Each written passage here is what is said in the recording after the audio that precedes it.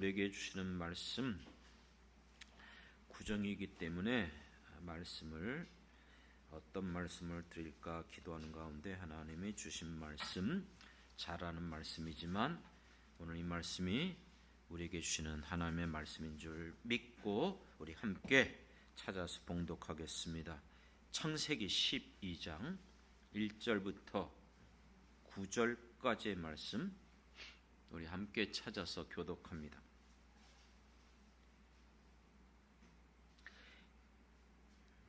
다 찾으신 줄 알고 교독합니다.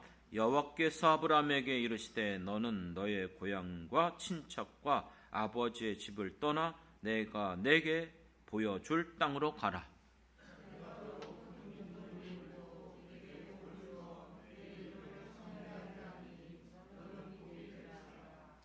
너를 축복하는 자에게는 내가 복을 내리고 너를 저주하는 자에게는 내가 저주하리니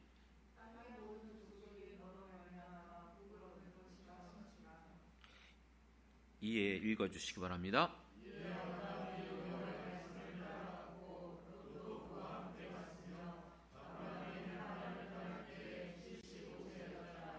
아브라함이 그의 아내 사레와 조카 롯과 하란에서 모은 모든 소유와 얻은 사람들을 이끌고 가나안 땅으로 가려고 떠나서 마침내 가나안 땅에 들어갔더라.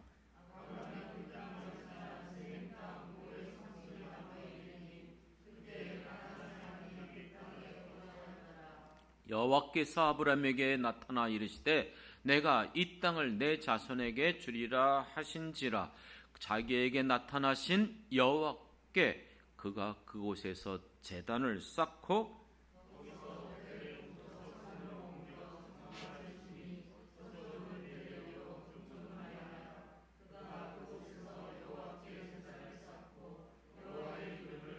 같이 읽겠습니다. 점점 남방으로 옮겨갔더라. 아멘, 아멘. 예. 복이 되는 인생길, 복의 근원이 되는 인생길이죠. 어떻게 광야 같은 인생을 살아가면서 우리가 주님과 동행함으로써 우리 인생이 복된 인생을 살아갈 것인가? 그것이 오늘 말씀의 주제입니다. 오늘은 여러분 잘 아시는 것처럼 구정 명절입니다.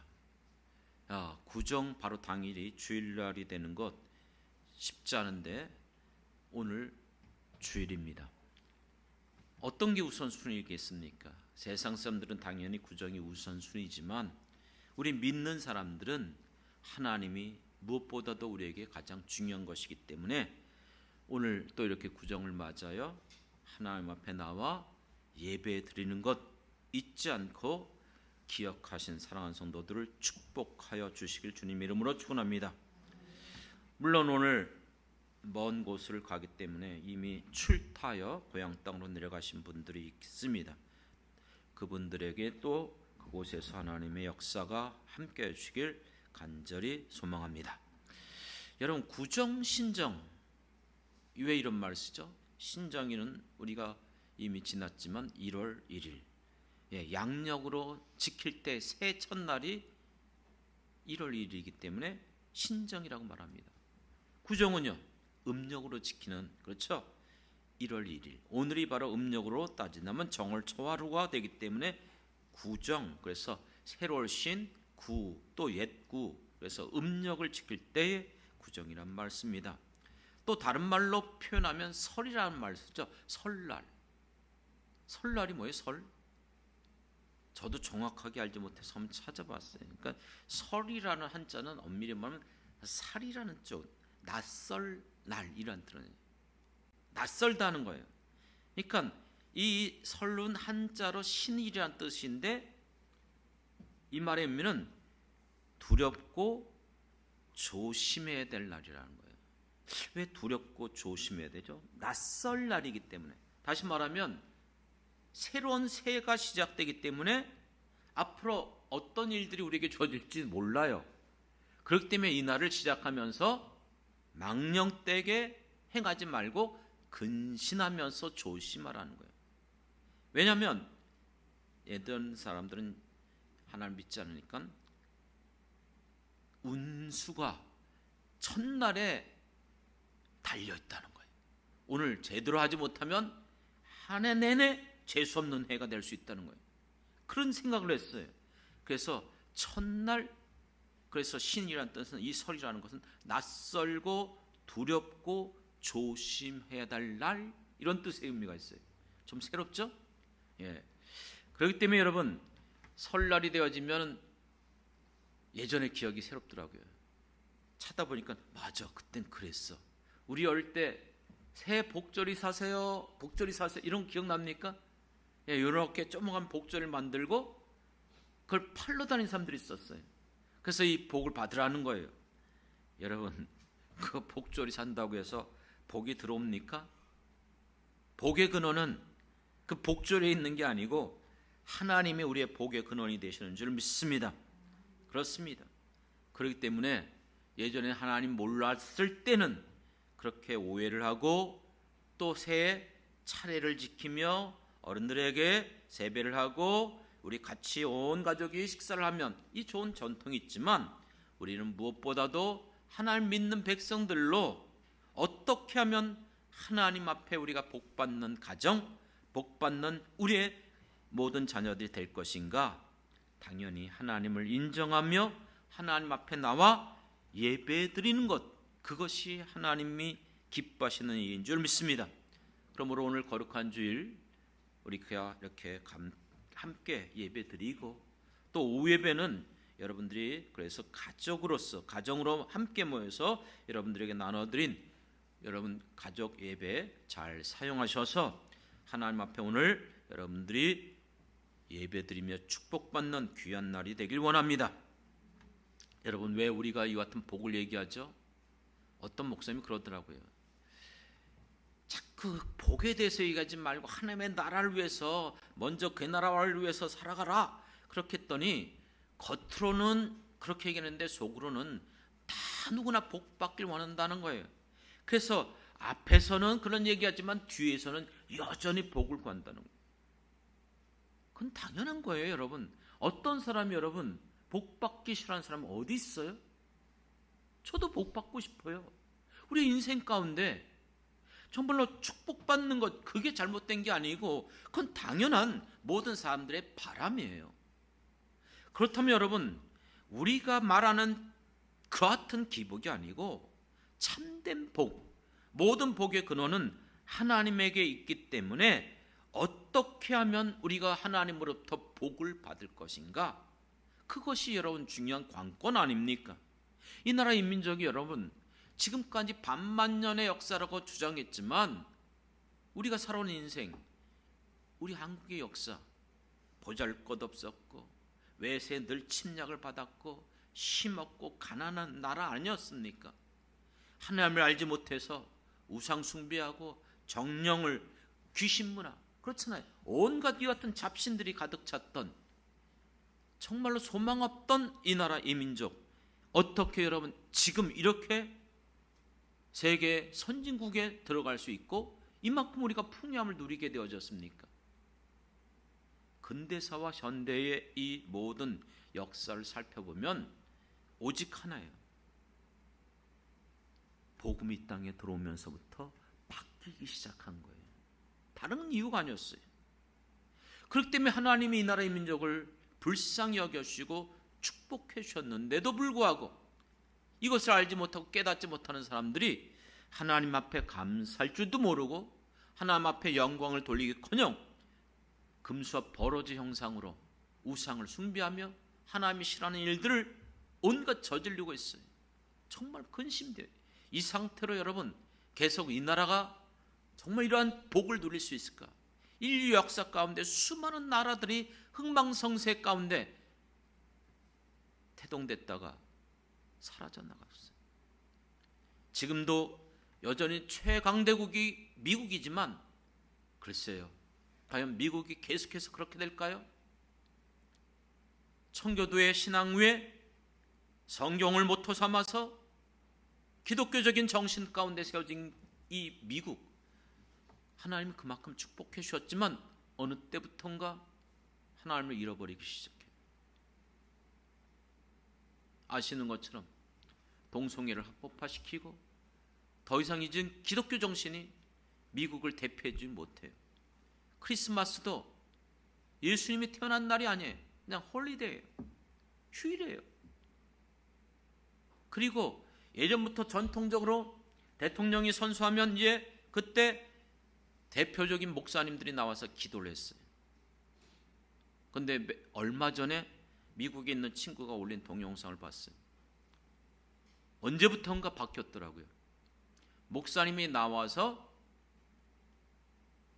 기도를 하는데 맨 나중에 당연히 우린 예수님의 이름으로 기도합니다. 이걸 못한대요. 그렇게 하지 말라 그래요. 모든 신의 이름으로 기도합니다.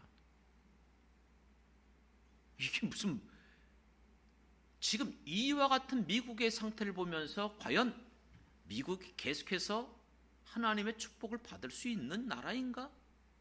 아니요. 조심해야 됩니다. 어떻게 될지 누구도 알 수 없어요. 모든 나라의 흥망성쇠는 하나님의 손에 있어요. 우리나라도 마찬가지예요. 과연 이와 같은 우리 이민족의 이 모습을 보면서 다시 한번 교회가 회복되지 않으면 앞으로 한국이 소망이 있을까 염려가 됩니다. 그렇기 때문에 이 구정을 맞이하면서 어떻게 살아가는 것이, 어떤 것이 정말 복의 근원이 되는 인생길을 걸어가는 길인가? 어떻게 하면 우리 모든 성도들이 이와 같은 하나님의 은혜와 축복을 누리면서 살아갈 수 있을 것인가? 소망하는 마음으로 바로 오늘 여러분들이 잘 알고 있는 창세기 12장에 복의 근원이 되는, 모든 믿음의 조상이 되는 이 아브라함을 통해서 다시 한번 되새기고 발견하는 복된 시간 되길 주님의 이름으로 축원합니다.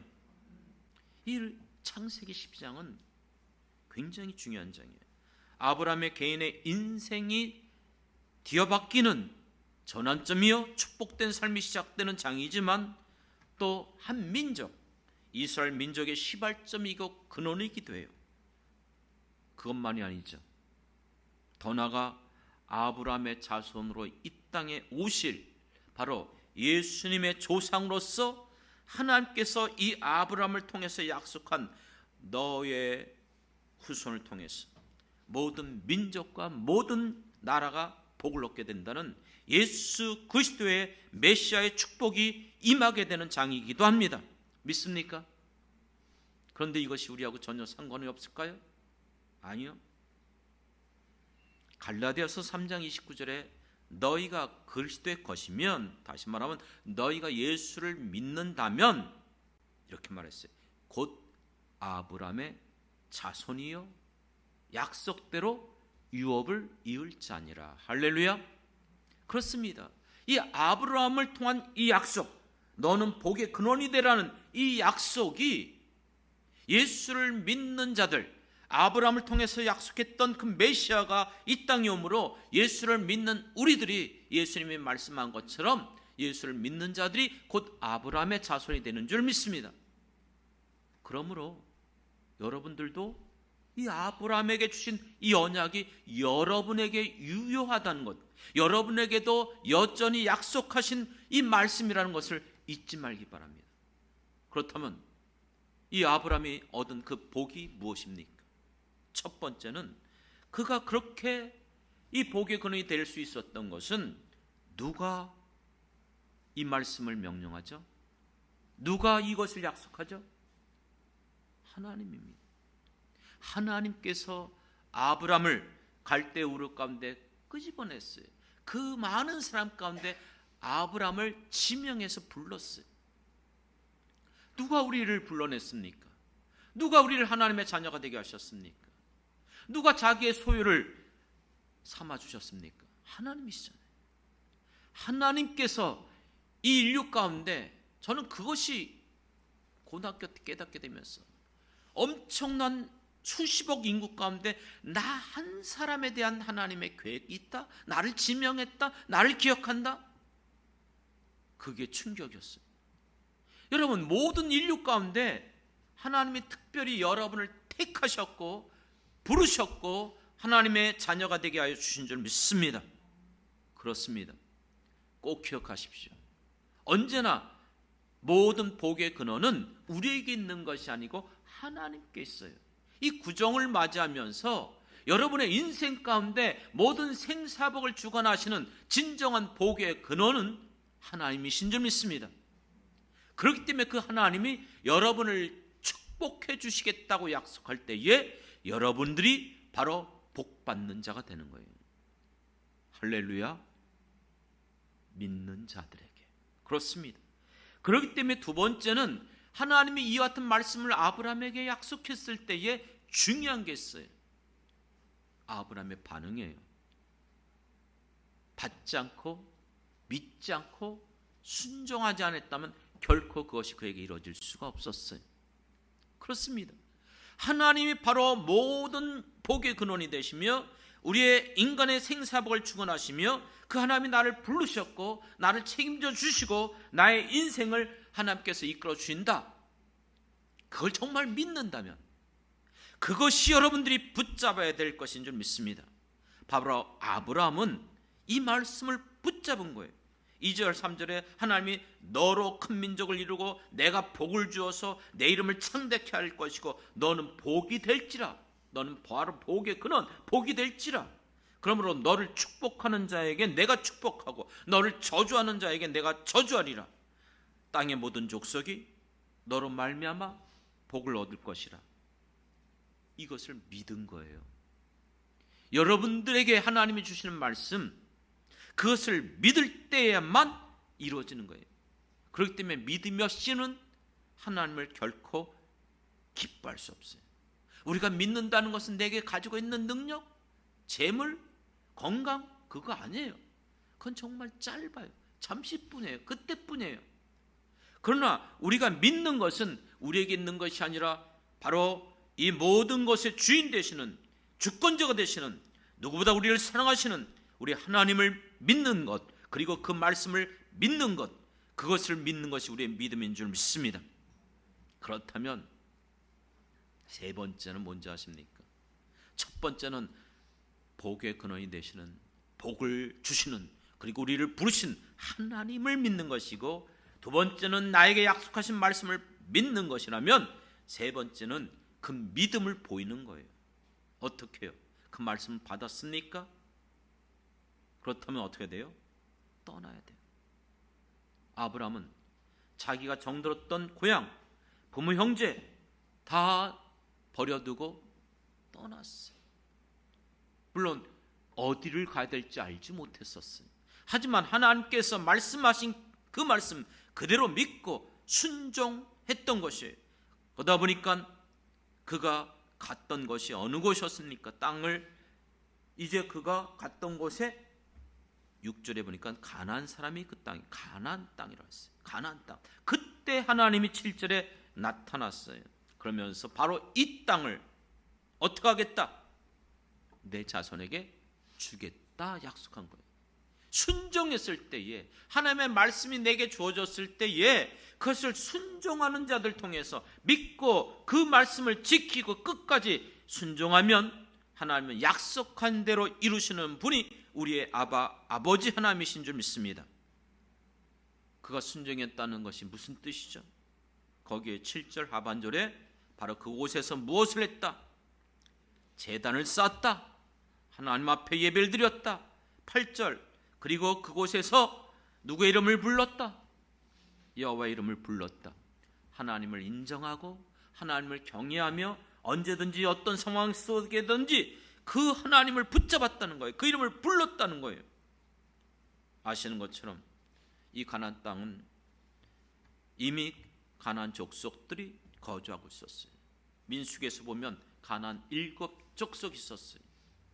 가데스 바네아에서 정탐꾼을 보내고 돌아왔을 때에 그것이 젖과 꿀이 흐르는 땅인 것은 사실이었어요. 하지만 그곳에 있는 그 가나안 족속들은 장된 거인들이었어요. 네피림의 후손이라고 했어요. 그것만이 아니에요. 그들이 갖고 있는 문화는 철기 문화였어요. 이스라엘은 청동기 문화였어요. 이건 싸움이 될 수 없는 거예요. 오합지졸들이었어요. 훈련된 것도 없어요. 군대도 엄밀히 말하면 군대라고 할 수도 없었어요. 그리고 그들의 성들은 요새였어요. 견고한 난공불락의 그 같은 산악지역에 있는 그 성을 어떻게 점령해요? 불가능한 것이었어요. 그렇기 때문에 그들은 스스로 말하기를 우리는 뭐와 같았다? 메뚜기와 같았다는 거예요. 그 같은 땅을 어떻게 얻을 수가 있습니까? 자력으로요? 힘으로? 우리가 가지고 있는 그 어떤 것들로서도 불가능해요. 그렇기 때문에 여리고 첫 성이 무너졌던 그 싸움에서 승리는 이스라엘 백성들이 함락시킨 게 아니에요. 하나님의 말씀을 믿고 그들이 하루에 한 바퀴, 마지막 7일째는 7바퀴를 부르면서 외치고 소리쳤을 때에, 하나님을 향하여서 그들이 찬양하며 나갔을 때에 여리고성이 무너져 내린 줄 믿습니다. 사랑하는 성도 여러분, 그렇기 때문에 우리가 하나님의 자녀들이라면 우리의 인생 앞으로 여러분 어떤 일들이 올해도 주어질지 누구도 알 수 없어요. 그래서 아까 이 설이라는 개념 약간 두렵고 염려되고, 왜요? 낯설기 때문에, 알 수 없기 때문에, 어떤 일들이 일어날지 누구도 알 수 없기 때문에. 그래서 그들은 이 새해를 시작하면서 차례를 지낸 거예요. 제사를 지낸 거예요. 조상신에게, 조상들에게 우리의 후손들을 지켜주시옵소서. 죽은 신이 불가능하잖아요. 그러나 우리는 지금도 살아계시고 우리 가운데 역사하신 하나님을 믿습니다. 그래서 하나님 앞에 나와 우리가 예배드리며 우리의 모든 가족들이 함께 오늘 예배드리면서 올 한 해 하나님만이 우리의 복의 근원이 되어주시고 우리를 책임져 주시고 우리에게 일어나는 모든 일들을 합력하여 선을 이루어 주실 줄 믿습니다. 그 믿음으로 나가는 날이에요. 그런데 기억하십시오. 아브라함이 가나안 땅을 바로 얻지 못했어요. 그가 그 말씀 붙잡고 나가는 그 기간이 짧지 않았어요. 100세가 돼서 비로소 의롭다함을 인정받고 하나님의 약속의 그 자녀를 얻었던 것처럼 그 과정이 사실은 순탄하진 않아요. 여러 번 의심됐고 여러 번 하나님의 말씀을 떠나기도 했었어요. 하지만 그럼에도 불구하고 하나님은 그를 약속했기 때문에 붙들어 주시고 지켜주시고 또다시 나타나서 약속하시고 또다시 하나님께서 그들에게 보여주셨어요. 그렇습니다. 오늘 우리도 지금까지 살아오는 인생 가운데 우리도 자주 그 같은 일들을 경험하고 있잖아요. 만나고 있잖아요. 여전히 2023년도도 동일해요. 하나님을 떠난 인생 가운데 결코 이 땅에 참된 평안이 어디 있겠습니까? 참된 축복이 어디 있겠습니까? 여전히 불안하고 근심하고 여러 가지 우환과 질고가 끊임없어요. 자주 말하는 전도서의 말씀처럼 일평생 근심과 한숨과 질고와, 그렇죠, 이 같은 인생 가운데, 그렇기 때문에 우리도 자주 넘어질 수 있어요. 자주 흔들릴 수 있어요. 하지만 여러분, 이와 같은 광야 같은 인생길 속에서 우리의 믿음을 하나님은 단련시키고 훈련시킬 줄 믿습니다. 왜요? 정금같이 나오게 하시기 위해서. 그 대표적인 케이스가 누군지 아십니까? 다윗이에요. 다윗이 잘 나가던 군대 장관이 돼서 승승장구하고 사울의 딸 미달과 결혼해서, 그렇죠? 이 모든 것들이 이루어진 것처럼 보여졌지만 한순간에 시기와 미움으로 사울 왕에게 미움받았고 살해 위기 속에서 도망쳐버린 거예요. 그리고 광야에 숨어 살아가는 비참한, 정말 소망 없는 그 같은 이 다윗. 하지만 그가 그 광야 생활을 통해서 점점 그 여러 가지 역경과 우환이 일어날 때마다 초기에는 자기의 방법으로, 자기의 경험으로 자기가 가진 걸 가지고 해보려고 그랬어요. 그러나 시간이 지나가면서 깨닫기 시작해요. 이건 아니구나, 잘못됐구나, 내가 하나님을 잊어야지. 그래서 우림과 도림 가져와라, 제사장의 옷을 가지고 와라, 제사장에게 불러서 하나님 앞에 물어보기 시작하는 거예요. 하나님 앞에 그 모든 것들을 맡기는 거예요. 그렇습니다. 그러면서 점점 그가 하나님의 사람으로 바뀌게 된 것이고, 그래서 다윗을 향하여서 하나님 마음에 합한 자가 된 거예요. 믿습니까? 우리 인생길 올 한 해도 여러분들이 많은 일들이 일어난다 할지라도 다윗이 그 모든 속에서 더 하나님 의지하는 것을 배워갔던 것처럼 여러분들도 낙심하지 말고 두려워하지 말고 하나님을 더 찾고 의지하고 결국 아브라함이 하나님 앞에서 믿음의 조상으로서 의롭다면 그 믿음을 인정받았던 것처럼 우리도 그렇게 나가야 될 줄 믿습니다. 왜요? 이것이 우리 부모님들이 가지고 있었던 신앙이었어요. 아브라함도 그랬을 뿐만 아니라 다윗뿐만 아니라 우리의 믿음의 조상들이었던 우리 선조들 부모님들도 이 땅에 살아가면서 여러분 얼마나 어려운 시절을 거쳤습니까?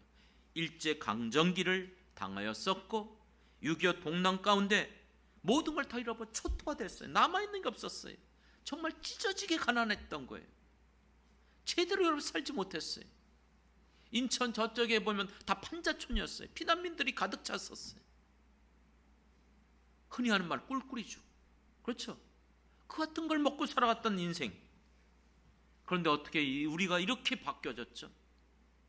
뛰어난 여러분 어떤 환경이 있었고 능력이 있었고 재물이 있었고 또 잘 배우고 모든 것 아니요. 정말 모든 것들이 열악했었어요. 그런데 딱 한 가지 우리 부모님들이 가지고 있었던 신앙, 그 신앙을 가지고 그때는요 많은 우리 부모님 세대들이 가정 예배를 드리고 어떻게든지 철저히 교회 중심이었어요. 그리고 언제나 나와서 기도에 참여하고 그리고 성실하게 하나님 말씀에 부끄럽지 않게 정직하게 일을 하시면서 그래서 제가 어릴 때도 우리가 사형제였는데요. 부모님이 스티커를 붙이면서 일찍 일어나게 체크, 손발 닦았는가, 세면했는가 딱 체크, 성경 읽었는가 체크, 인사했는가 체크, 부모님 하루에 도와줬는가 그거 전부 다 그렇게 다 스티커를 붙였어요. 우리 사형제 중에서 누가 1등 했을까요? 물어보는 게 이게 좀 이상하긴 하네요. 네, 항상 제가 1등 했어요. 그래서 목사가 됐는지 모르겠어요. 어쨌든 간에 근데 제가요 청신대 이제 공부를 하는데 그때 기독교 교육과 교수님께서 오늘 강의하다가 여러분 어릴 때부터 혹시 이런 것들 한 가정 있습니까?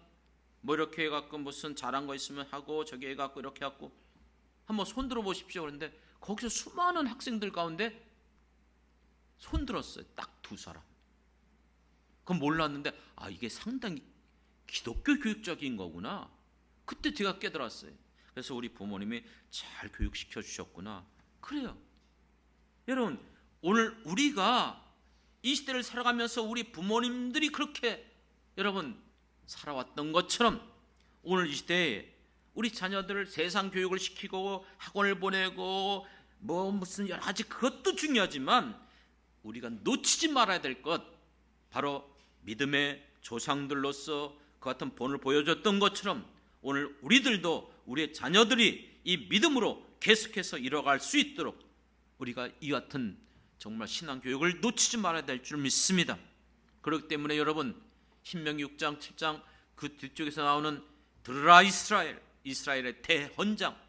왜요? 어릴 때부터 내 자녀들에게 손목에 미간에 그렇죠 문설주에 어디든지 그 율법 토라를 기록하고 알게 하고 심지어는 여러분 그 토라 그 탈무드 이와 같은데 꿀을 발라서 애들이 그 꿀을 이렇게 침 발라갖고 달짝지근하니까 무슨 뜻이에요? 어떻게 해서든지 이 신앙교육을 철저히 시킨 거예요. 그렇기 때문에 유태인들이 여전히 이 시대 가운데 영향력을 끼치는 민족 아닙니까? 그리고 자녀들을 위한 이 같은 유태인 교육법이 얼마나 뛰어납니까?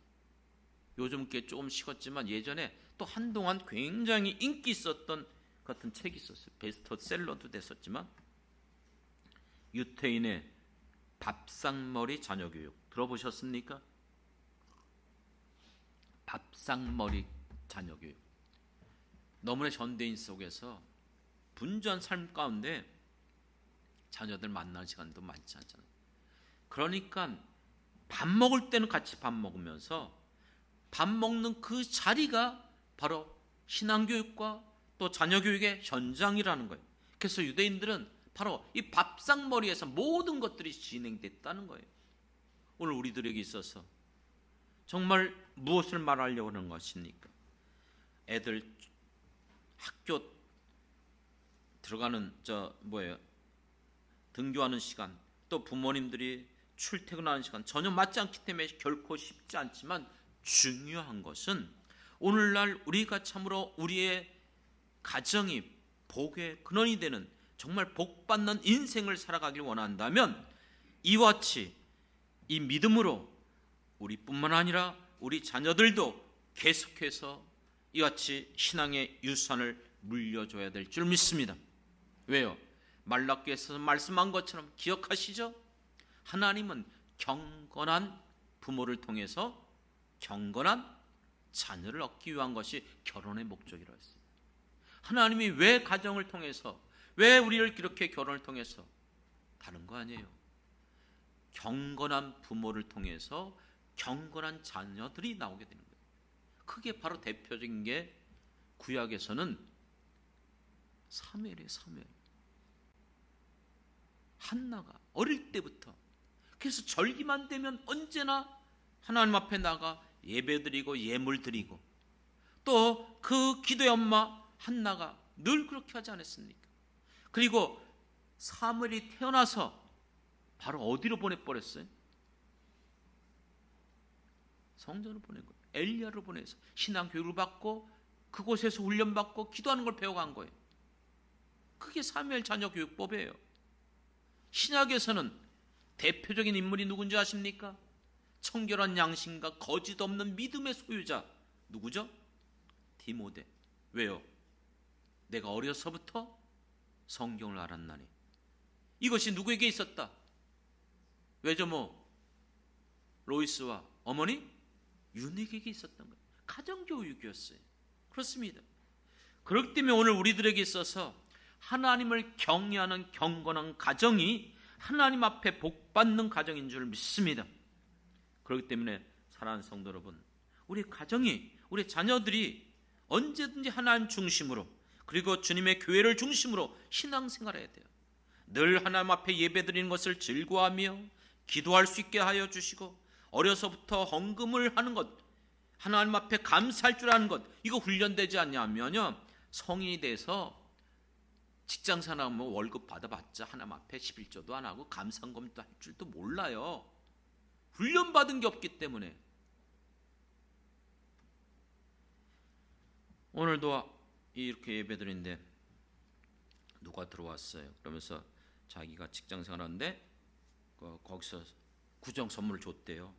그러면서 그 구정 선물을 저한테 이렇게 갖다 줬어요. 얼마나 감사한지. 그래서 이제 직장생활하는데 왜 이런 걸 할까 그랬더니 옛날부터 그걸 봤거든요. 그러니까 몸에 배어 있는 거예요. 그러니까 늘 지금 예배드리면서도 스스로 감사헌금을 하고 하나님 앞에 맡기고, 이게 바로 여러분 경건한 부모가 경건한 자녀들을 계속해서, 그렇기 때문에 여러분 우리 성도들의 가정이 우리만이 아니라 우리도 그렇겠지만 우리 또한 자녀들, 또한 우리의 또 후손들, 이 같은 믿음의 가정이 되어질 수 있도록 반드시 여러분들이 정말 체험하는 신앙을 우리 자녀들에게 물려주길 원합니다. 무슨 말이냐면 자녀들은 자꾸 수동적이에요. 형식적으로 해요. 그러다 보니까 실질적으로 체험이 부족해요. 사무엘이 어떻게 헌신되고 어떻게 변화가 되어졌죠? 어릴 때는 그냥 엄마를 통해서 그냥 신앙생활했고 성전에 왔고 절기 때마다, 하지만 그가 성전에서 수종 들고 그곳에 있는 어느 날 하나님이 부르시는 거예요. 누구를요? 사무엘아. 사무엘아, 사무엘아. 처음에는 경험도 없고 깨닫지 못하니까 엘리 제사장이 가서 부르셨나이까? 아니, 부른 적 없다. 그런데 몇 번을 그런 과정을 통해서 그게 하나님이 부르신다는 걸 깨닫고 그가 그걸 받아들이고 처음 했을 때 하나님이 그를 통해서 하나님의 제사장, 하나님의 선지자로 세워 사사시대와 왕정시대를 잇는 이 교두보의 역할을 했고, 사울왕과 다윗을 왕으로 세우는 그 같은 역할을 한 정말 역사적인 인물이 된 줄 믿습니다. 그렇습니다. 오늘 우리들에게도 우리 자녀들이 체험해야 돼요. 체험하는 신앙. 그래서 스스로 기도할 수 있게 하고, 무슨 문제가 있다고 해서 여러분 다 해결해 주지 마세요. 미안해요, 우리 자녀들 있는데 뭐 이런 얘기. 스스로 먼저 하나님 앞에 기도하라고 얘기하세요. 그래, 먼저 기도해보자, 하나님 앞에 구해보자. 그렇게 하면서 하나님이 역사하시고 도와주시고 응답하는 것을 경험해야 되잖아요. 그런 것들을 우리가 체험해봐야 되잖아요. 저는 어릴 때 아까 얘기했던 것처럼 성경 읽기 무슨 뭐 그런 것도 다 해봤지만, 그래요, 그런 것들을 자꾸 해보면서 훈련시키는 거예요. 바로 디모데가 거짓 없는 믿음, 어려서부터 성경을 알았나니. 어떻게 해요? 그 할머니와 어머니를 통해서. 그렇기 때문에 여러분들이 정말로 우리 자녀들이 예배 생활 스스로 기도하고 그렇기 때문에 여러분, 전에도 얘기했지만 가족들이 무슨 행사를 할 때, 여행을 갈 때, 오늘 또 이렇게 구정을 우리가 지낼 때 언제나 하나님 앞에 예배 드리는 것을 여러분들이 힘써 주시기 바랍니다. 어딜 가도 여행지 가서 야, 우리 오늘 여기까지 왔으니까 우리 같이 한번 간단하게 예배 드리자.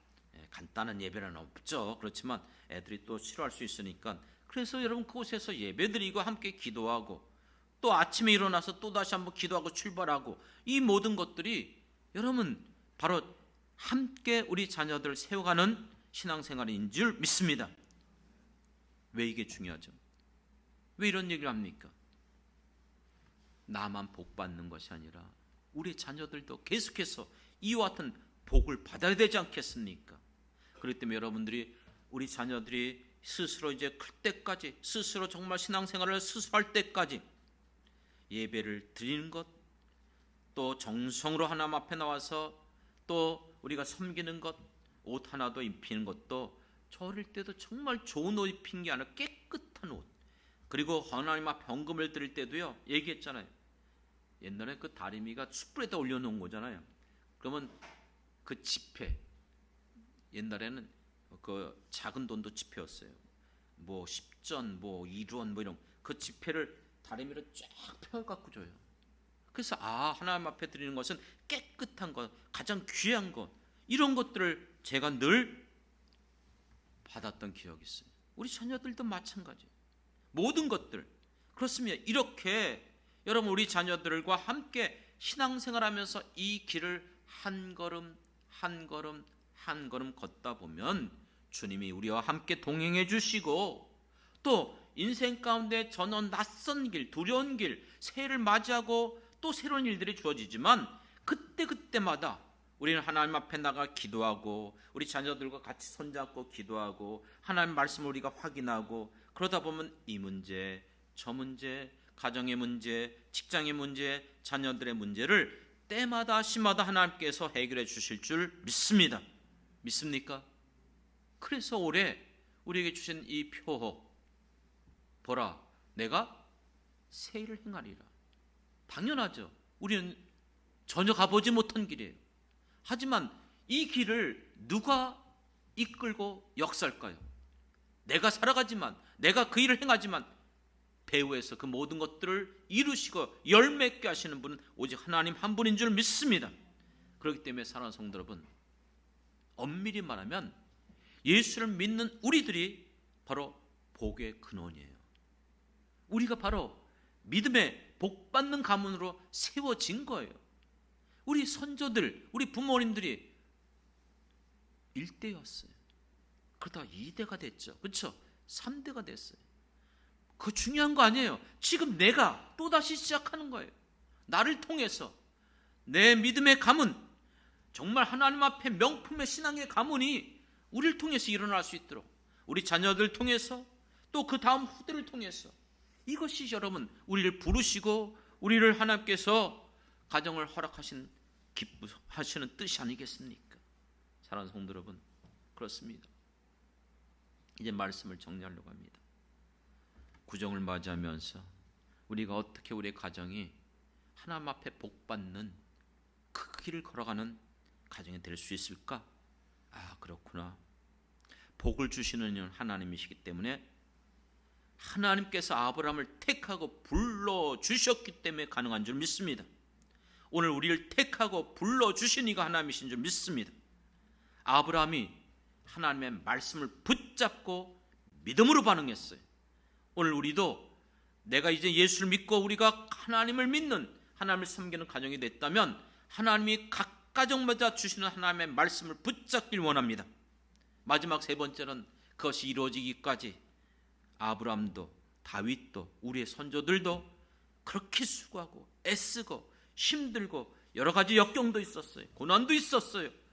정말 낙심하고 절망하면 어찌할 바 모르는 상황도 있었어요. 그러나 한 걸음 한 걸음 가족들과 함께 기도하면서 하나님 앞에 맡기며 그 길을 걸어갔을 때 광야 같은 인생길 가운데 하나님이 불기둥과 구름기둥으로 지켜주시고 인도하여 주셨고 때마다 시마다 도와주셨고 해결해 주셨기 때문에 결국 돌이켜보니까 그 길이 하나님이 도우신 에베네셀의 길인 줄 믿습니다. 올 한 해 정말 구정을 맞이하며 다시 한번 이 믿음으로 하나님 앞에 나가 승리하는 우리 모든 성도들의 가정이 되길 주님의 이름으로 축원합니다.